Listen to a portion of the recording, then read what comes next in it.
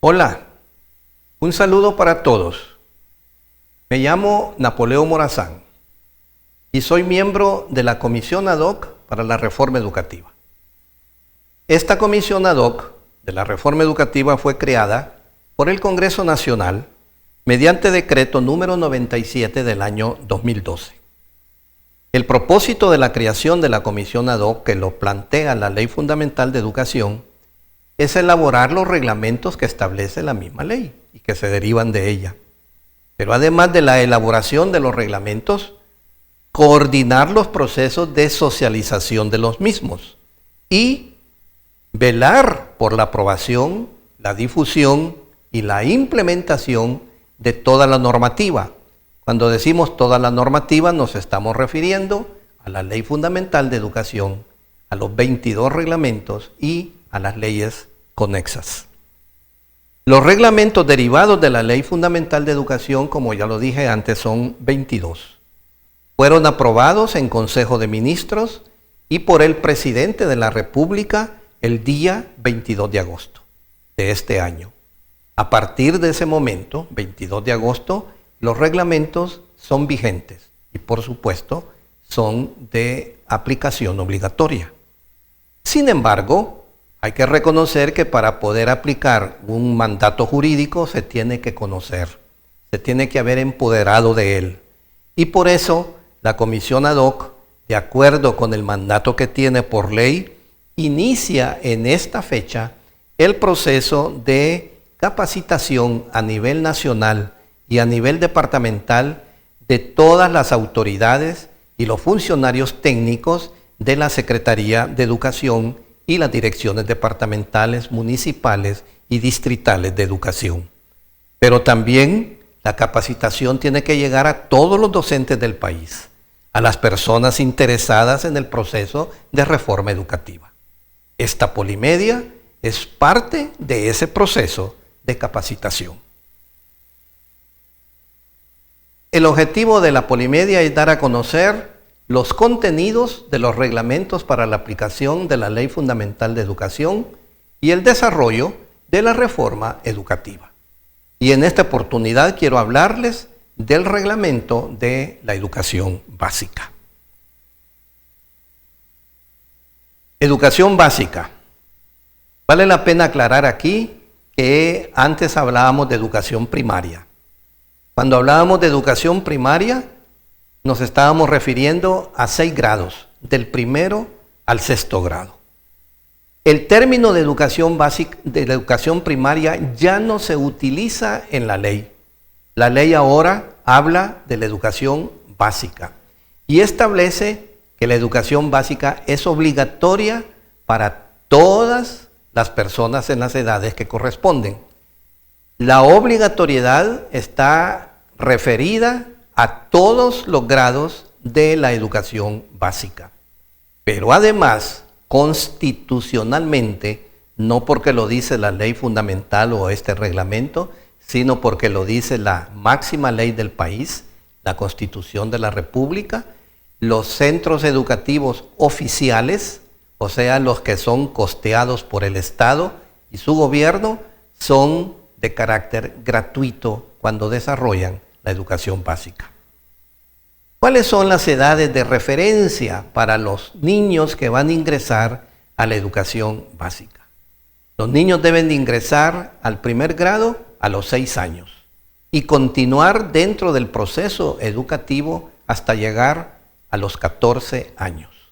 Eso significa que la organización de la educación básica está desarrollada a través de ciclos y de grados.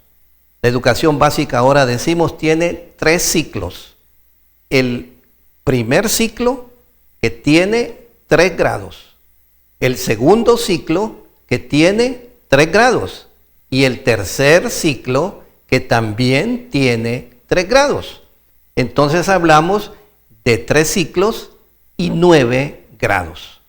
Al iniciar a la edad de 6 años, los 9 grados se han terminado, se han concluido a la edad de 14 años cumplidos. Por supuesto, pueden haber niños o niñas que hayan perdido algún año y que irán un poco más allá de los 14 años. Y en nuestro país, sobre todo en zonas rurales, debemos de reconocer que muchos niños que ya son mayores de 6 años, que por ejemplo tienen 7 u 8 años y no han ingresado a la escuela, van a ingresar con lo que se conoce en el ambiente pedagógico con sobreedad. ¿Qué quiere decir sobreedad? Que se matriculan a una edad que no es la que les corresponde de conformidad con el principio legal. Eso no quiere decir que no se les debe de atender.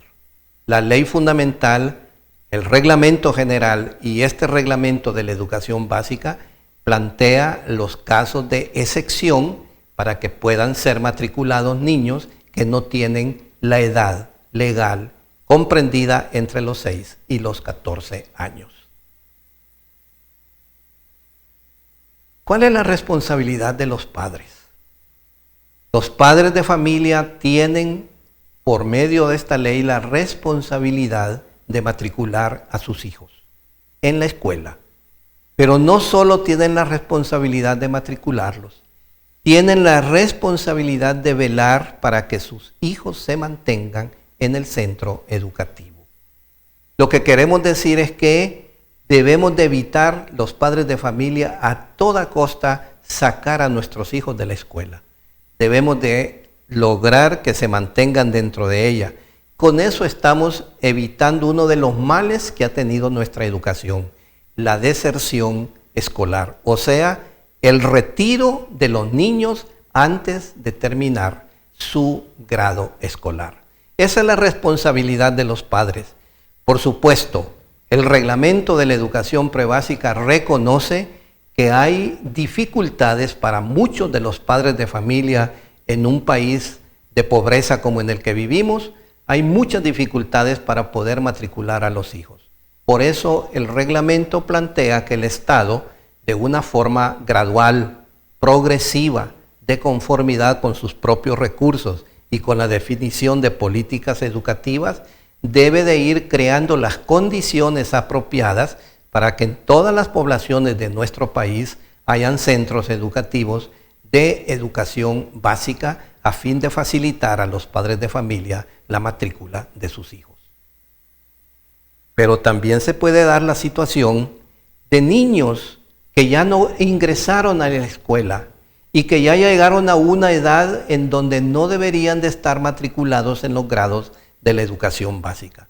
Estamos hablando de jóvenes y adultos, entendiendo en este caso por jóvenes mayores de 15 o 16 años o personas adultas, personas que no tuvieron acceso a la educación regular, por las razones que sean, porque sus padres no los pusieron, porque no habían condiciones en el lugar en donde vivían, porque no quisieron ir a la escuela.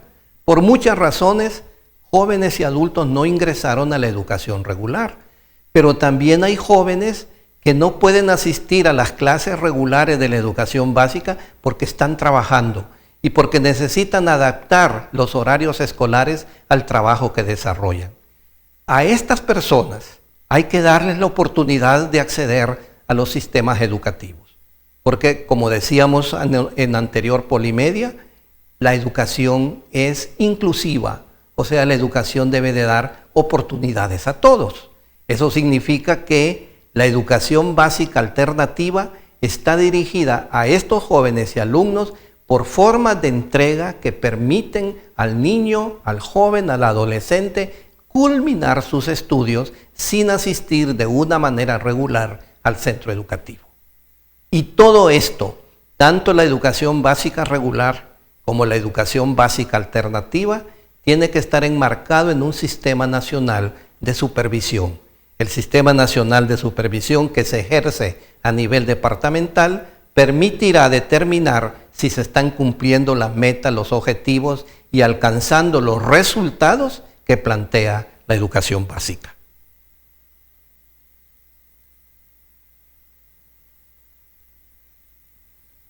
Hay un tema especial que debe de interesar a los docentes en particular. Desde 1950 en Honduras funcionaron lo que se llaman las escuelas guía técnica, pero también se fundó allá por esos mismos años las escuelas de ensayo. Y las escuelas normales, muchas de ellas crearon, adscritas a la escuela normal, lo que se llamó las escuelas de aplicación. Estas escuelas han venido funcionando desde esa década del 50, pero poco a poco las escuelas comunes fueron desarrollando exactamente el mismo trabajo de las escuelas guías técnicas, de tal forma que las escuelas guías técnicas de ensayo y de aplicación llegó un momento en que ya no estaban ejecutando las funciones específicas para las cuales fueron creadas. Sin embargo, el estatuto del docente y la ley de escalafón anterior al estatuto reconoció para los docentes de este tipo de escuelas mayores salarios, una compensación salarial por trabajar en este tipo de escuelas. La Ley Fundamental de Educación y el Reglamento de Educación Básica plantea que las escuelas de guía técnica, de aplicación y de ensayo pasan a ser centros educativos de educación básica y que podrán atender el segundo y el tercer ciclo, o sea, los grados cuarto, quinto, sexto, séptimo, octavo y noveno de la educación básica. Pero reconociendo el principio de que los derechos adquiridos no pueden ser violentados, los docentes que laboran en este tipo de escuelas que ahora pasan a ser centros de educación básica van a conservar sus derechos adquiridos hasta que sean movidos a otro cargo, o sean jubilados, o sean separados del sistema. Sus derechos salariales se mantienen. Por supuesto, las direcciones departamentales y municipales de educación podrán asignar a estos docentes que tienen un nivel de formación en principio mejor que los docentes de las escuelas comunes o regulares, les podrán asignar algunas funciones específicas de apoyo a las escuelas regulares. Y finalmente quiero también mencionar lo que en Honduras hemos conocido desde allá de 1957 en adelante, cuando se hizo una reforma a la educación media, se hablaba del ciclo común de cultura general. El ciclo común de cultura general pertenecía al nivel medio y era el año 7, 8 y 9. El grado 7, 8 y 9 ahora son parte de la educación básica, ya no de la educación media. Eso significa que tiene que haber un proceso de transición entre lo que conocemos como ciclo común de cultura general y séptimo, octavo y noveno grado de educación básica. Tiene que haber un proceso de adaptación curricular y tiene que haber un proceso de homologación. Pero a partir del próximo año se inicia este proceso y va a tener que desaparecer lo que conocemos como ciclo común de cultura general para quedarnos con solo la educación básica de 9 grados. Esta fue una presentación de la Comisión Ad Hoc para la Reforma Educativa y se las he narrado yo, Napoleón Morazán San Martín. Muchas gracias.